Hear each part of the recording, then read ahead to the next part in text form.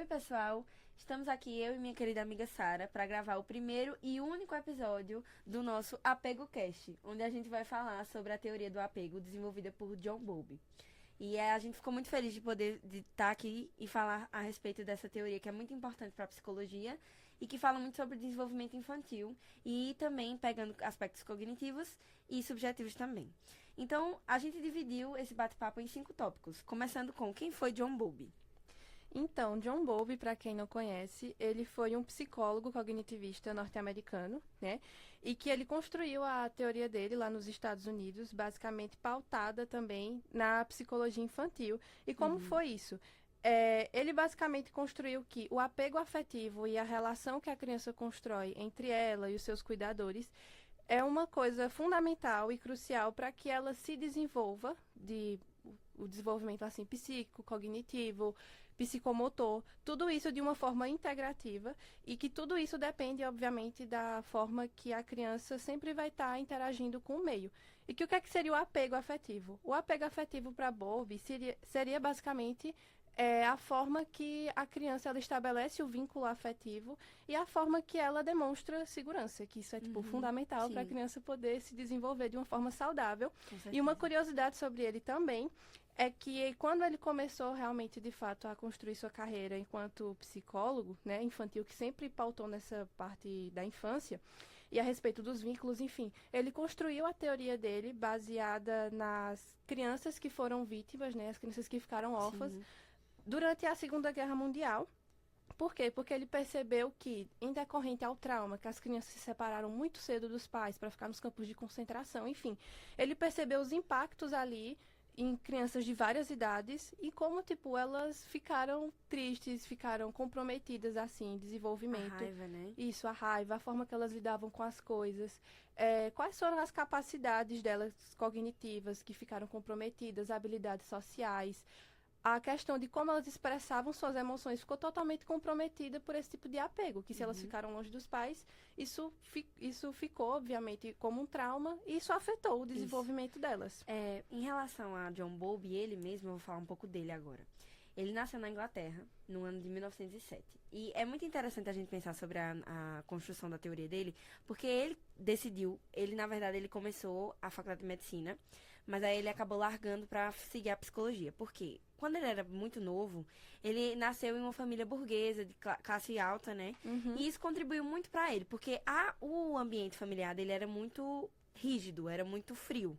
Porque a gente sabe que quando a gente compara, por exemplo, a cultura de afeto da Inglaterra, é diferente da do Brasil, das culturas mais latinas, né? E nessa época, 1907, a gente vê todo o contexto social, a gente vê que tem uma questão de negligência parental ali, que as crianças, os filhos dessa família, eles foram majoritariamente criados da casa, governantas e babás. E aí, ele teve muito pouco contato com a mãe e o pai, e ele sofreu muito por causa disso. Ele sofreu, um dos marcos que ele se lembra é da época que quando uma das suas babás preferidas, o nome dela é Minnie, inclusive, ela acabou tendo que deixar a casa e isso deixou ele arrasado por muito tempo, porque ela era o ponto principal do afeto dele.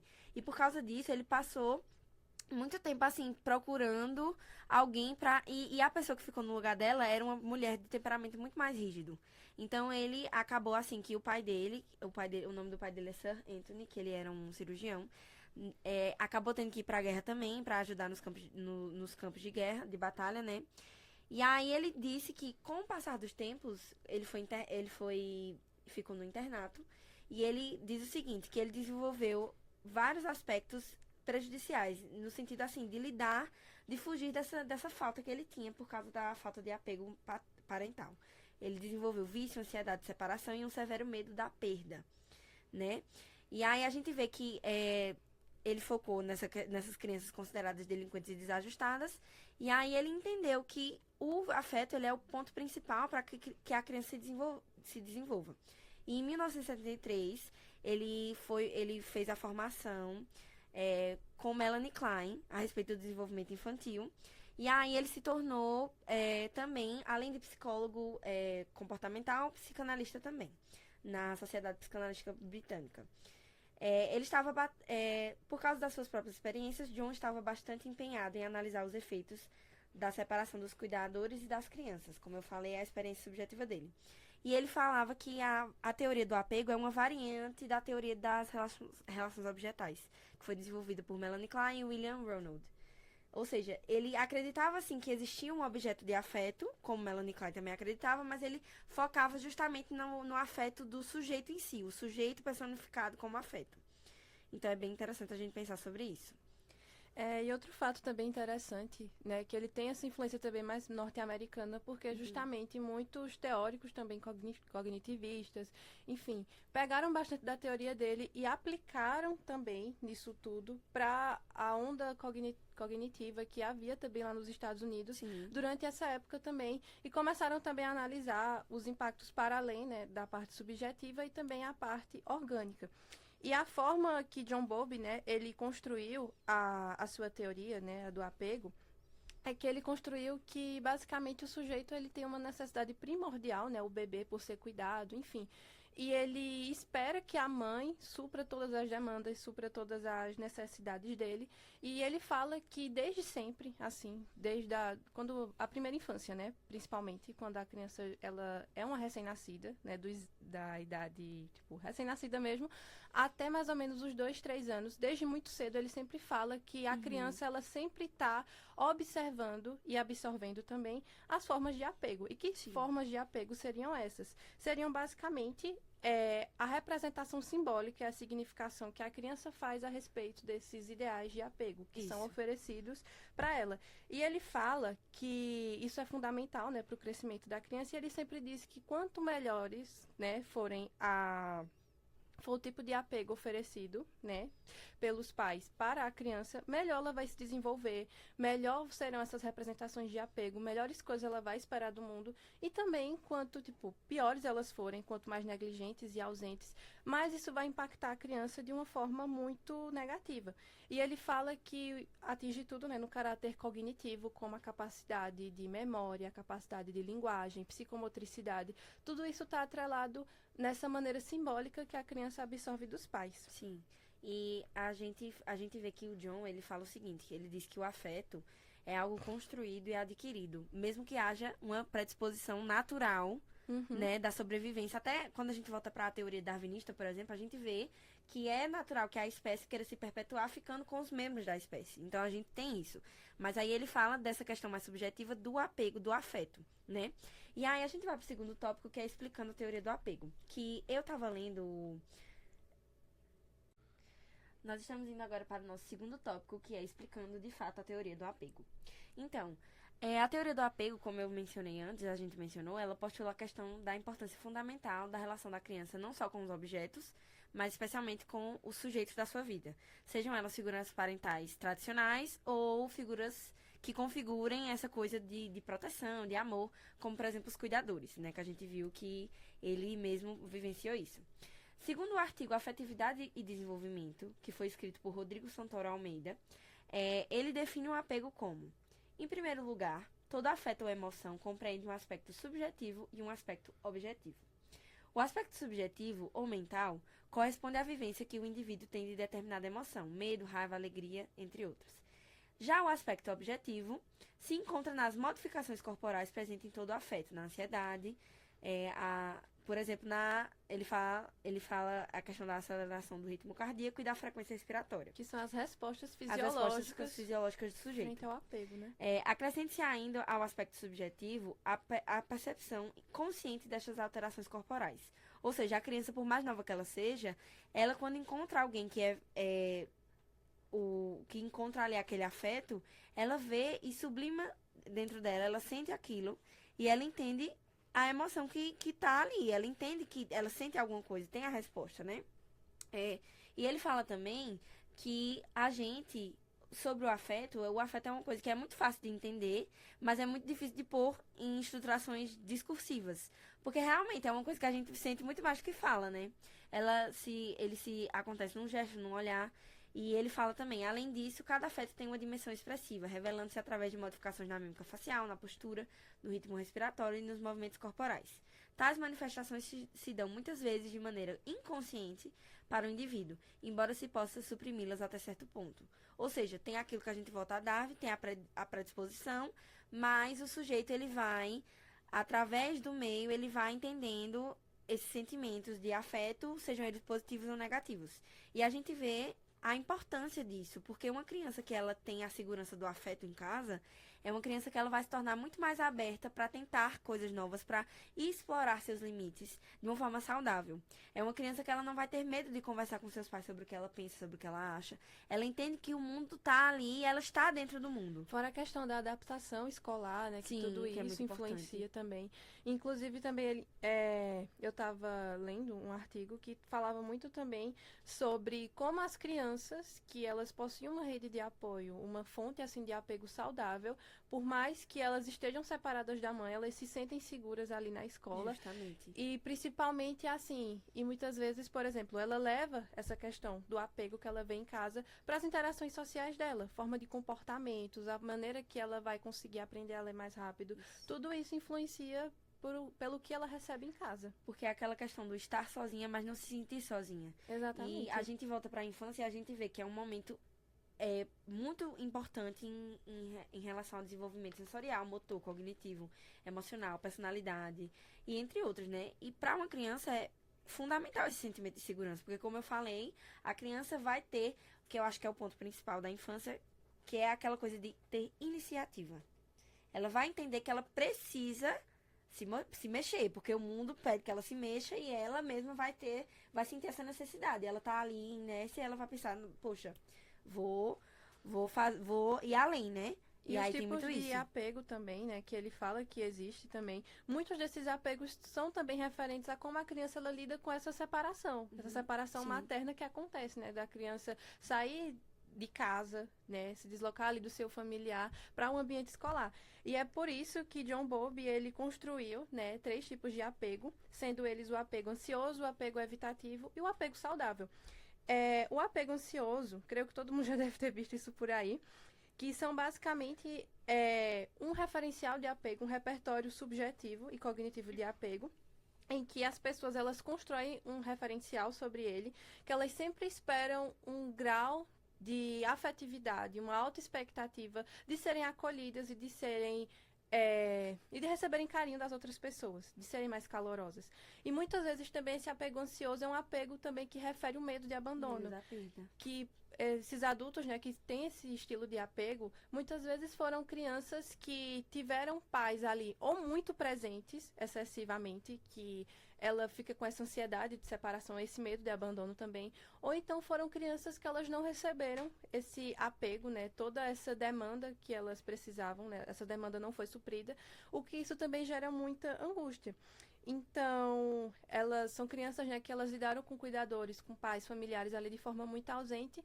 E a maneira que elas lidam, né, no futuro, hoje na vida adulta, isso de uma forma muito direta, basicamente, é o medo de abandono, o receio de fazer coisas sozinha, autoestima baixa, ausência de autonomia. Isso seria o tipo do apego ansioso.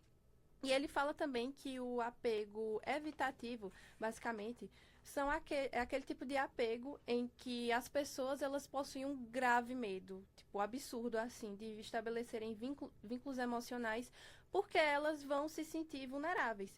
Então, são pessoas, né, adultos assim, que eles têm dificuldades de expressarem seus anseios, suas dúvidas, seus medos, seus incômodos, de falarem mesmo o que é que está incomodando na relação pro outro, porque acaba que eles sempre se mantêm distantes. É uma coisa, tipo, indiferente. Tipo, não importa o que é que eu vou falar aqui. E é interessante pensar nesse apego evitativo, porque a gente vê uma crescente onda de pessoas com Verdade. esse tipo de apego evitativo. E mais ainda, eu diria que o apego evitativo, ele mostra muito assim, que a pessoa ela tem a falta e ela tem a necessidade de se juntar com alguém, de estar junto de alguém, mas ela tem muito medo porque na cabeça dela já deu errado. Então, se já deu errado, eu não vou fazer nada pra evitar isso, né? E são pessoas também que elas têm dificuldade de ler e interpretar a forma de uma pessoa demonstrar carinho, a linguagem de amor dos outros, porque elas mesmas não conseguem enxergar as dela. Porque todas as vezes, né, foram crianças, né, que na época da infância podem ter, tipo, como é que eu posso explicar? Elas podem querer essa atenção dos pais. Negligência, né? Isso. Uma negligência. E elas não receberam isso. Sim. Elas não tiveram a sua demanda suprida, a sua demanda atendida. Foram pais ausentes, negligentes. Então, e muitas vezes também os próprios cuidadores dessa criança, eles foram pessoas que estavam também reproduzindo o que eles mesmos viveram na infância. Sim, Foi um com ciclo que certeza. não foi quebrado. Então, são crianças que, assim, elas crescem, né? E elas criam mecanismos de defesa para não lidarem Uhum. com essa falta. É a famosa... É a famosa, como é que eu posso explicar? Máscara, Isso. né? Elas se mascaram, assim, de uma força que elas não têm. Então, elas criaram, né, esse mecanismo de defesa para que elas não precisassem mais pedir carinho para esses cuidadores e para que elas não precisassem se afetar, né? Sim. E essa máscara seria de uma autossuficiência, de uma independência emocional, mas por dentro são pessoas extremamente frágeis. É. E por fim, o apego seguro, né, que John Bowlby traz, seria basicamente o apego consideravelmente psicicamente saudável, né, que são pessoas que elas receberam, né, elas têm um repertório subjetivo de apego, Uhum. que esse apego, ele basicamente foi consideravelmente saudável, né, que são pessoas que elas confiam nas outras pessoas, elas acreditam que elas podem receber do outro uma confiança, que elas podem receber carinho, tudo isso que elas também receberam em casa. E essas crianças foram crianças que basicamente os pais trataram com paciência, deram carinho, deram atenção, e isso também fala da maneira que elas lidam também com as próprias emoções, né, Sim. que foram crianças, né, e são adultos que eles expressam seus limites. E com a dos outros, E principalmente, com as eu dos outros diria, né? também, que são pessoas, né, crianças mais empáticas, sabe? E é basicamente isso. É. Seria o apego seguro, basicamente, seria basicamente acreditar e ter esperança que elas vão poder receber dos outros o que elas receberam em casa. Isso. Tem um outro artigo que eu procurei também, que é revisitando alguns conceitos da teoria do apego, comportamento versus representação. Ele foi escrito por Vera Ramírez e Michelle Schneider. E ele é muito interessante, porque ele fala do sistema comportamental como sendo realmente um sistema básico de comportamento que acontece de forma externa, mas também organização interna, né? E aí fala-se sobre o sistema do afeto, que o sistema do afeto ele é uma questão natural do sujeito, mas ele também ocasiona nesse sujeito muitas representações psíquicas internas que fazem com que eles se mova pela vida toda por essas representações. Não é que a pessoa acontece e ela vai morrer pensando naquilo, porque a gente sabe que tem a terapia, que é uma coisa muito importante, né? Mas fala assim essa questão dessa organização interna que se torna objeto de mudança desenvolvimental, não apenas sobre a orientação genética, mas também pelas influências do ambiente. Ou seja, a criança ela está numa fase que ela é uma esponja. Principalmente, né, da fase dos Justamente, 3 aos dos 5 3 anos, aos mais 5 ou anos. menos, por causa da questão da memória também. Isso. Eu trabalho em escola e eu vejo como isso é verdade. Os meus alunos são de 7 e 8 anos. E mesmo eles estando mais independentes nesse momento, a maioria já tem essa independência muito maior. Eles também têm esse movimento de, por exemplo, eu chego na sala, eu sou uma figura de autoridade. Então, eles têm essa necessidade de ter um vínculo comigo. Então, é uma relação de afeto estabelecida. Então, a gente vê que se eles sentem isso fora de casa, imagine dentro de casa. A gente vê como é importante essa questão. E também a forma que eles lidam também com os outros coleguinhas na turma, de uma Justamente. forma muito agressiva, às vezes de uma forma muito calma, na frente de... Muito branda, às vezes Isso. até apática, né? Tem muito isso, a gente vê de tudo. De lidar com a frustração, lidar com as Isso, diferenças, justamente. assim. Isso tudo também diz muito ao tipo de apego também que os pais dessas crianças também receberam na infância. A gente vê muito assim, eu observo, né? Que tem muitos meninos, eu observo muitos meninos que eles não aceitam receber abraço dos colegas. É como se fosse, aquela coisa não só do machismo, mas também essa cultura, eu acho que talvez a relação com o pai, a figura parental masculina, não tem essa troca. E talvez com as outras figuras que configuram essa coisa parental, o avô, né, um tio, não tenha isso. E talvez por causa disso tenha essa estranheza. Ao passo que com as figuras femininas, eles são extremamente carinhosos. Eu vejo muito isso, acontece muito lá. O nosso terceiro tópico é sobre os aspectos cognitivos e processos cerebrais.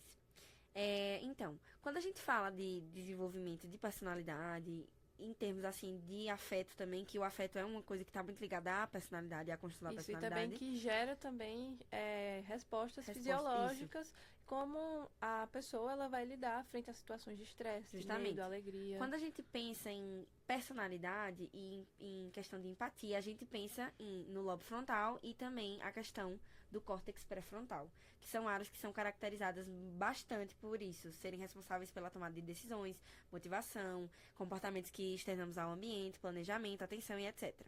Quando a gente fala sobre essa questão de cognição social e córtex cerebral, que é o nome do artigo aqui que eu peguei, que foi escrito por Judith Butman e Ricardo Alegre, fala o seguinte: a cognição social é o processo que orienta condutas frente a outros indivíduos da mesma espécie.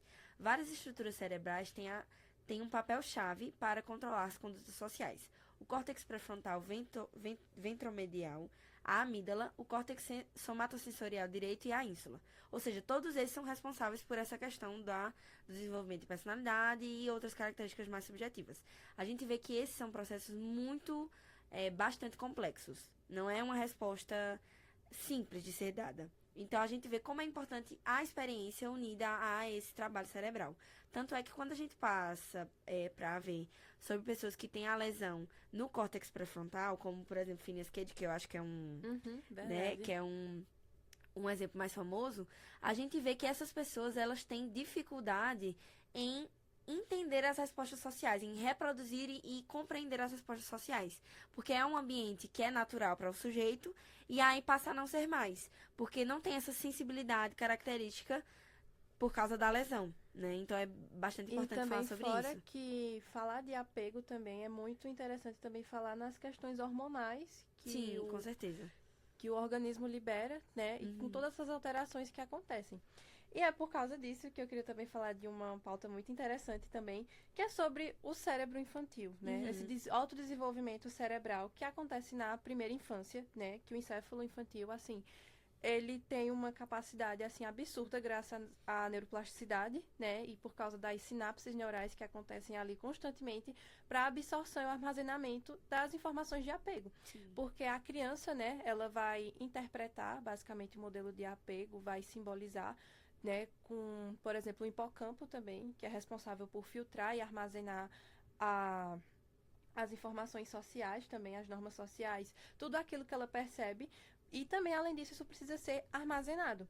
E isso também é armazenado, basicamente, desde sempre, né, desde o nascimento da criança até mais ou menos os 3 anos, e que a partir dali, junto com o neocórtex também, a criança também, juntamente com o córtex pré-frontal, ela vai ali se adaptando, percebendo todas as alterações que vão acontecendo no ambiente, e ela vai começando ali já a identificar, ainda que brevemente, esses padrões de apego. Então, assim, por exemplo, nesse primeiro momento, assim, digamos que, sei lá, do nascimento até os 8, 9 meses, mais ou menos. Assim, que a criança ainda ela não se comunica verbalmente, mas Sim. o tipo de linguagem ali já acontece. Tem uma construção da linguagem. Tem uma construção da linguagem ainda que muito sutil.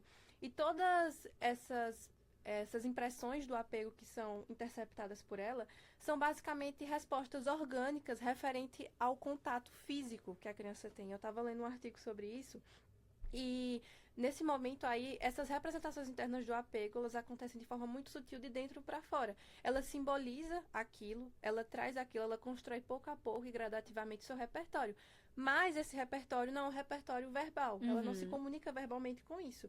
Ela basicamente sente pelo contato físico. Por exemplo, se um bebê, mais ou menos, sei lá, de 6, 8 meses, 9 meses, que ele já tá mais grandinho, assim, ele chora porque ele tá com fome ou porque ele tá com sono, assim.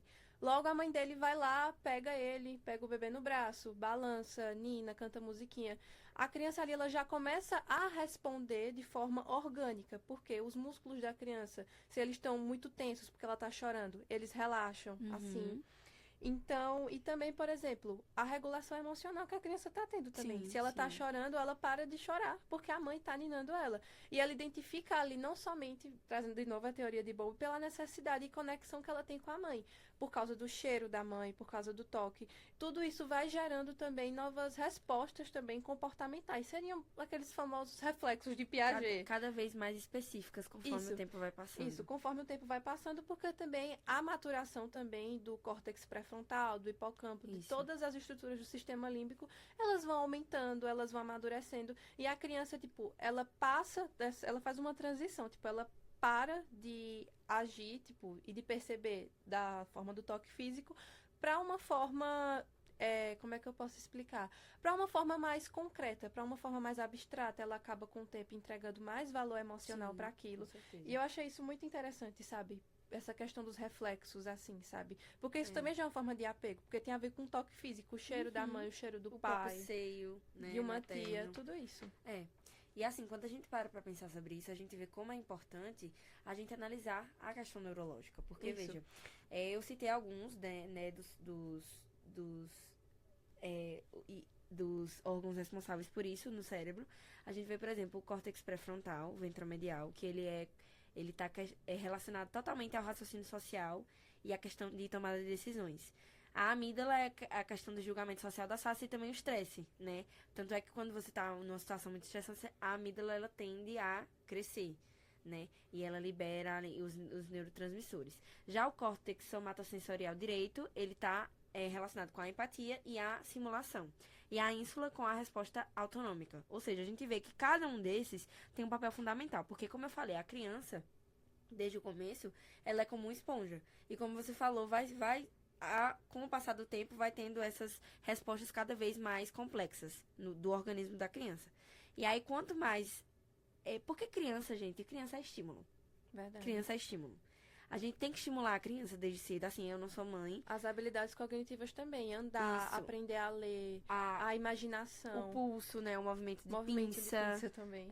E assim, é muito importante esse estímulo desde cedo para que a criança aprenda, para que ela entenda, né? E construa essa sensibilidade social, por exemplo, que é uma coisa muito importante. Porque a gente vê muitas pessoas que não tiveram os pais não tiveram esse cuidado e crescem sendo pessoas egoístas, pessoas que não conseguem se colocar no lugar do outro.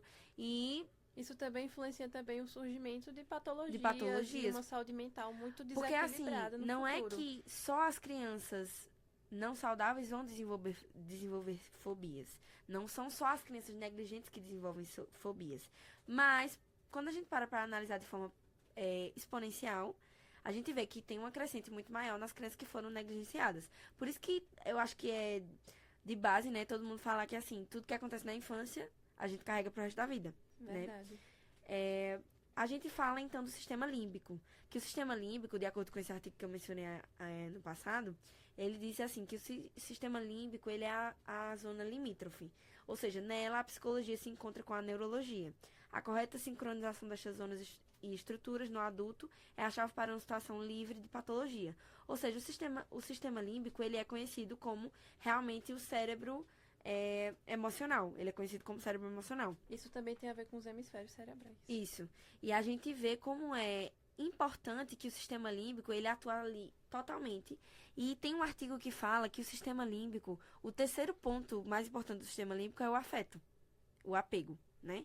E a gente vê como isso é importante realmente para o desenvolvimento infantil, não só infantil, mas adulto, como falou ali, que o desenvolvimento das habilidades cognitivas e o desenvolvimento das habilidades sociais, das habilidades empáticas, das habilidades emocionais juntas, tornam um adulto saudável, um adulto livre de patologias. E a gente vê como isso é importante. Ou seja, e também do tipo dos padrões comportamentais que vão ter daquela personalidade. Isso. E aí a gente para pensar também, eu acho que é uma discussão que é válida, a questão de como a gente para pensar sobre, muitas vezes, uns padrões que a sociedade impõe que acabam atrapalhando, muitas vezes, a criança, no sentido de desenvolvimento, né? Porque a gente sabe que a criança tem as fases esperadas e o desenvolvimento no tempo esperado dela, né? Mas é preciso também que a gente entenda o temperamento daquela criança. Porque muitas vezes a sociedade acaba impondo questões e, assim, crianças divergentes, crianças neurodivergentes, por exemplo, acontece muito, até pouco tempo atrás acontecia muito. Se você tinha uma criança neurodivergente em casa, você excluía ela do mundo.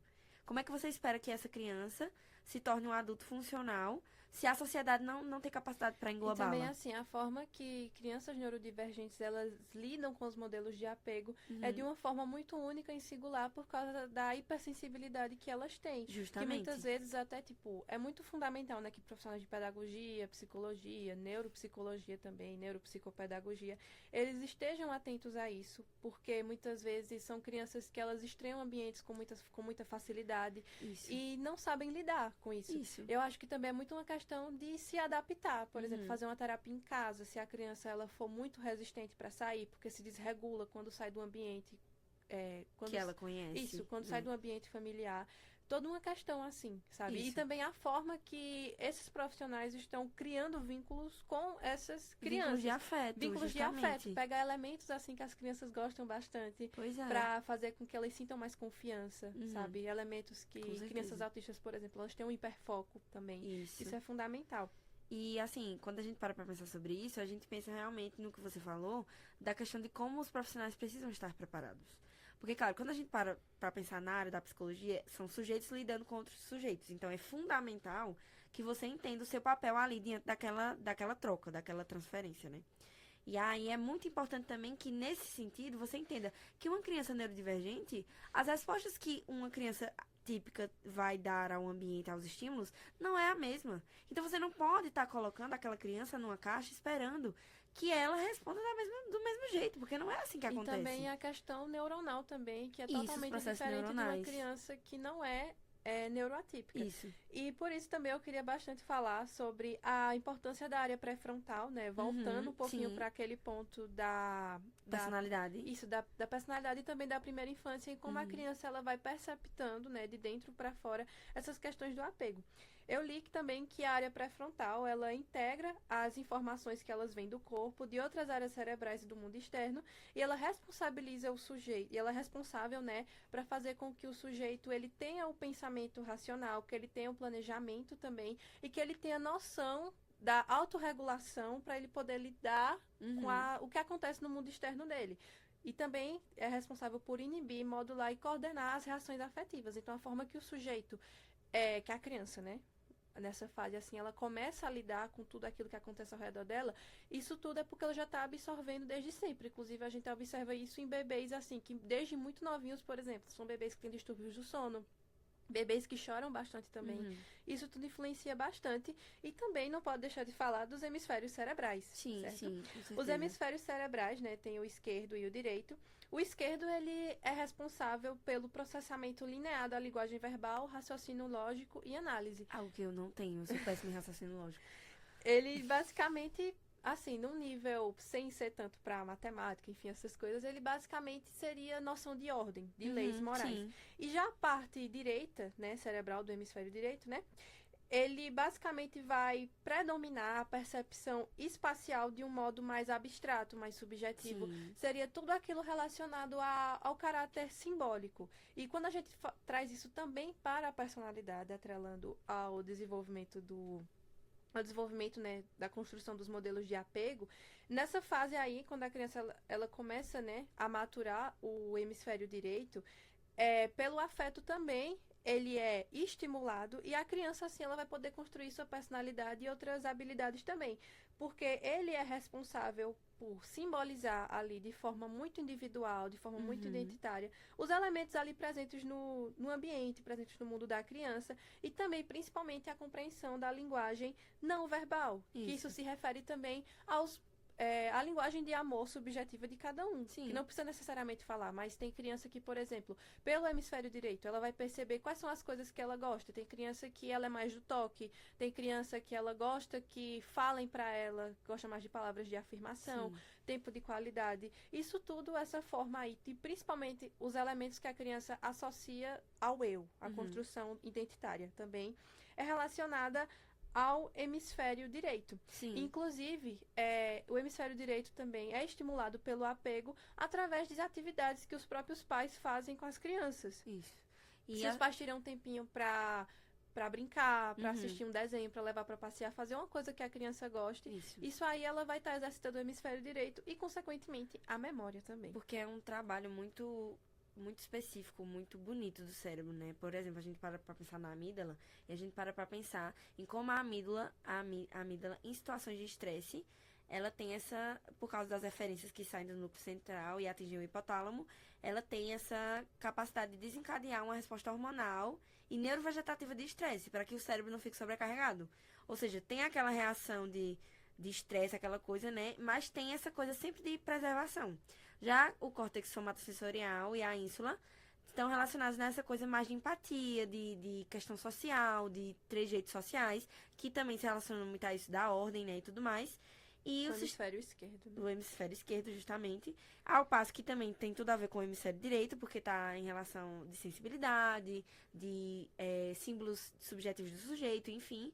E o sistema límbico, que talvez seja o mais importante nesse quesito, que é a questão do afeto, e isso afeta diretamente, o afeto afeta diretamente, né? Essa questão da motivação, comportamentos sociais, resposta ao estresse, aprendizagem e memória. Ou seja, como você falou, claro que ninguém não é nem 8 nem 80. Você não pode super proteger a criança, porque aí ela vai perder essa curiosidade, essa questão de tomar iniciativa, e você também não pode deixar ela negligenciada. Então é muito isso, é estímulo, principalmente. E sobre a memória também, né? A memória é uma coisa muito importante na infância também, porque a criança ela não precisa só simbolizar, ela precisa armazenar aquilo dentro dela para que o Sim, repertório com fique lá certeza. estruturadinho, bonitinho, e para que ela se organize ali com todas as engrenagens cognitivas dela, para que ela comece a apresentar um padrão comportamental, seja ele positivo ou negativo. Então, como eu já falei anteriormente, reforçando, e o amadurecimento das regiões do cérebro, principalmente os componentes do sistema límbico, participam de modo fundamental no armazenamento das figuras de apego, para além da significação simbólica. E basicamente uma coisa muito interessante que eu pensei é que sobre memória implícita e explícita, que no primeiro ano de vida, quando a criança ela já começa a executar assim, de forma mais clara a questão da linguagem mesmo, simbolizar, quando ela começa a falar, enfim, começam-se a guardar as memórias implícitas, que são as memórias relacionadas à satisfação primária, como eu já falei, Sim. relacionada também ao corporal, ao toque físico, e o que o bebê aí, ou como é engraçado, que tipo assim, o bebê ainda não fala, mas ele já começa a simbolizar aí o que ele gosta. Por exemplo, se o bebê, ele já começa a identificar, por exemplo, que o pai dele faz uma careta fofinha e engraçada pra ele, e ele Sim. ri.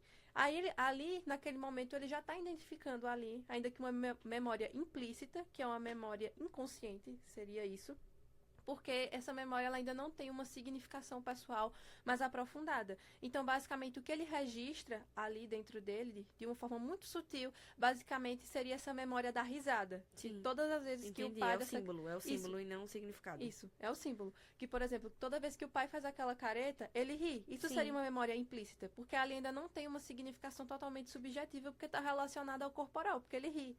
E também sobre isso tem a memória explícita, que no segundo ano, né, basicamente da criança, assim, o hipocampo também, que ele é um componente muito importante do sistema límbico, ele começa a dar um ar mais evocado ainda, muito mais intenso da memória explícita, que é aquela mais aprofundada, que ela é basicamente relacionada à percepção de espaço, tempo, dias da semana, contextualização da linguagem e partindo assim para que as coisas passem a evocar um sentimento subjetivo de lembrança e a criança passa a entender quando é de dia, quando é de noite. Sim. Inclusive, essa questão da memória explícita tem muito a ver que quando a criança ela começa a ficar, tipo, dos 2 aninhos, assim, para 3 anos, quando ela já fica mais grandinha, ela começa a perceber essa noção espacial por causa do hipocampo, por exemplo.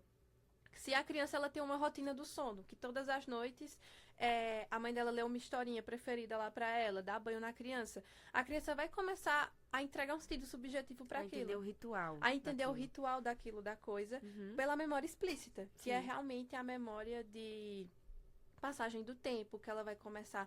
Assim, antes ela, tipo, guardava uma coisa mais relacionada ao corpo, uma coisa... O prazer de ser lido uma história para ela. Isso, basicamente, uma satisfação primária, por exemplo, de escutar a voz da mãe, de dar uma risadinha. Sim. Agora ela já começa a identificar aquilo de um espaço, de um pertencimento, como por exemplo, se todos os dias agora a minha mãe lê pra mim e me dá banho antes de eu dormir, esse momento aqui é meu, a minha mãe se importa comigo. Isso. Então essa memória aí, ela já começa a ter um sentido de lembrança, que é a partir desse momento que, inclusive, os pais, né, obviamente, que a partir daí, dos 3 anos, mais ou menos, até os 5, essas memórias, elas passam a ser de explícitas para memórias episódicas, Sim. que são nessa fase, acho que todo mundo tem isso, que é quando a grande maioria das memórias, elas começam a ser, de fato, cristalizadas dentro da gente, Sim. que a gente começa a Que lembrar. aí volta para o nosso quarto tópico, né?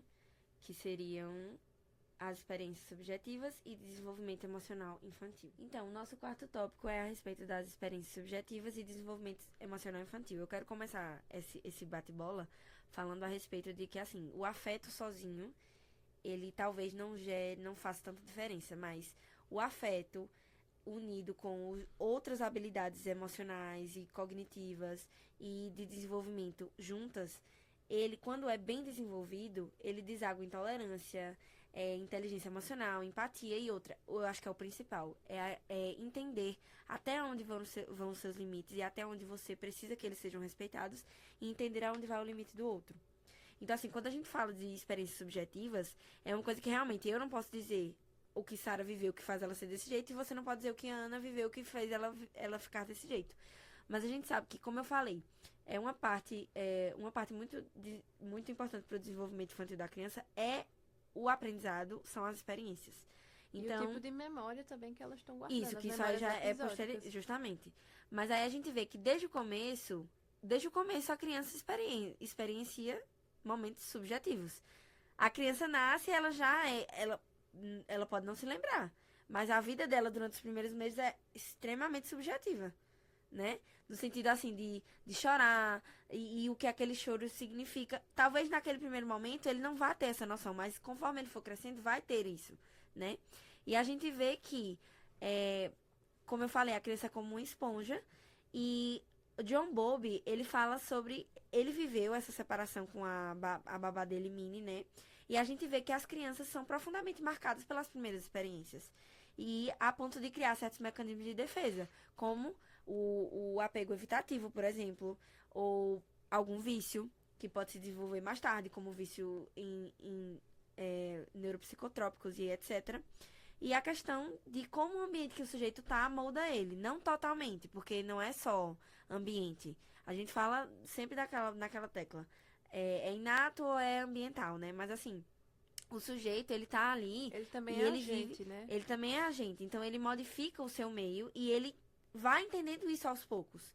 Mas é preciso que ele tenha, em primeiro momento, essa segurança para começar a ser agente, senão ele nunca vai ser um agente ativo. Quando a criança ela já começa a ficar mais grandinha mesmo, por causa da maturação cerebral, do sistema límbico, principalmente dos 4 aos 5 anos, que como eu já falei anteriormente, é quando a gente começa realmente a sentir na pele, muitas vezes lembrar de bastante coisa. Inclusive os pais também precisam se atentar nas formas que eles estão alimentando esse afeto e essas memórias para as crianças. Isso. Porque é nesse momento que, por exemplo, as memórias afetivas da escola, palavras de afirmação positivas ou negativas, elas são fundamentais porque a personalidade, ela vai se cristalizando. Isso. Ela vai construindo cada vez mais intenso o seu núcleo. Inclusive também, as formas de regulação emocional que as crianças têm diz muito a respeito dos pais e principalmente naqueles momentos que os pais eles precisam se impor, precisam ser mais pulso firme, eles também precisam se atentar na forma que eles estão comunicando essa ordem a essas crianças. Sim. Porque isso tudo fica guardado. Se eles usam castigos, grosserias, se eles... até mesmo agressões, né? Nas crianças. Porque isso aí ela já começa a armazenar isso tudo. E tudo isso ela já começa a colocar em prática nas relações dela. Isso. E reproduzindo tudo que ela viu. Então o sujeito, ele tá sempre ele tá sempre... ele não é passivo de ser agente do ambiente. Ele sempre é agente do ambiente, por mais que ele não queira. Então ele tem sempre isso. Mas é preciso que o sujeito ele tenha segurança para agir como tal. Porque senão a gente acaba criando adultos ansiosos, adultos inseguros que não conseguem participar de uma forma realmente, como eu posso dizer, realmente funcional ali naquele contexto. E não só no contexto assim, de sociedade, no contexto de faculdade, no contexto de trabalho. Então são todas as nuances de várias esferas sociais que eu diria até que o afeto ele é de ordem social. Eu diria que o afeto é uma coisa de ordem social. Eu acredito que o afeto ele é uma coisa construída socialmente, mas a questão muda de sociedade para sociedade. Então a gente tem comportamentos. E muda também de família para família. De família para família. É um ciclo, né? Porque constante. a gente sabe que cada família tem sua questão pessoal. Mas as famílias estão sujeitas a seguir uma cultura. E a cultura do afeto, ela é real. E ela existe em todas as sociedades. Seja para mais, seja para menos. Como a gente pode observar. É um comportamento que existe desde sempre. Desde antes da fala. Eu diria, desde o começo. Desde quando só existia a linguagem, não exatamente a fala. Existem essa coisa do afeto, né? E é importante a gente pensar sobre isso. E veja, se uma coisa tão antiga... a ponto de a gente nem lembrar quando ela começou, se ela está tão enraizada na nossa cultura, significa que ela vai desenvolver um papel muito forte no sujeito, porque o sujeito é social. Exatamente. E também eu acho muito importante também que eu queria sublinhar é o que é que acontece com as crianças que, tipo, elas recebem um apego saudável e aquelas que recebem um tipo de apego que é, tipo, negligente ou até ausente. Sim. E uma delas também, né, que é muito importante sublinhar, é basicamente também a dificuldade de regulação emocional. E, assim, em momentos de crise, ter comportamentos muito agressivos, como descontar também a raiva com palavras até inapropriadas para uma criança da Sim. própria idade, né? Porque, como tu falou, é uma esponja constantemente.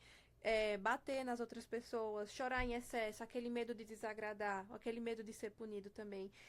E também, né, a questão dos distúrbios que acontecem, distúrbios na linguagem, distúrbios do sono, crianças que têm muitos pesadelos, e também a questão da revivescência desse trauma psíquico que aconteceu, né, para a criança. Não precisa ser necessariamente a questão do trauma, não precisa necessariamente uma agressão, por exemplo, mas muitas vezes uma coisa que ali nas entrelinhas, uma coisa sutil, né, entre aspas, basicamente partida dos pais ali, que a criança interpretou de uma forma traumática. Sim. Isso também, né, trazendo um pouquinho para o nível mais neural, assim, da coisa, tem um eixo, que é o eixo hipotalâmico pituitário adrenal, que é o HPA, que ele é responsável basicamente por regular todas as nossas estruturas hormonais que são fundamentais para a nossa sobrevivência, A como por exemplo, resposta, né, isso, do como por sistema. exemplo, sede, liberação de hormônios gastrointestinais, tudo isso.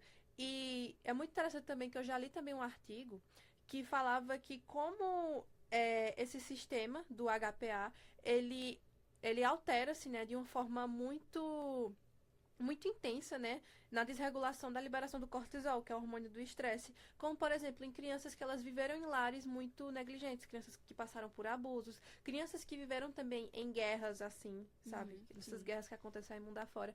Todas essas crianças elas têm um nível de desregulação nesse cortisol aí muito alto, que fazem com que elas reajam às coisas de uma forma muito intensa, ou então elas permaneçam de uma forma muito melancólica, de uma forma muito desanimada, o que altera totalmente a maneira que elas vão lidar. Responder, Isso, sim. lidar e responder com as E a coisas também. motivação pra agir, né? Exatamente, dificuldades escolares, dificuldades em aprender a ler, criar vínculos com as outras pessoas. E também a questão da revivescência do trauma, como eu falei, e também todos esses sentimentos que ficam nas crianças, como de desamparo, distanciamento, dificuldades Medo da perda. medo da perda, e também fora a quantidade de transtornos que podem aparecer nessas crianças, como de síndrome do pânico, transtorno de Sim. ansiedade. Isso tudo aí é muito interessante analisar a forma que a criança ela sempre é um espelho do outro. Uhum. Isso. É uma tipo uma telazinha assim que todo mundo vai colorindo com Isso. várias tintas Até o assim. momento em que ela diz, não, para. A tela Exatamente. já tá pronta, eu já sei me Exatamente. virar. É, e vamos agora para o nosso quinto e último tópico. Bom, gente, esse aqui foi o nosso último e único episódio do Apego Cast. Eu espero de verdade que vocês tenham gostado, porque eu Sim, particularmente amei falar sobre isso. também. E fiquei muito feliz em vir É. aqui falar. Tu gostou, amiga? Ah, eu gostei muito, eu achei que foi muito divertido.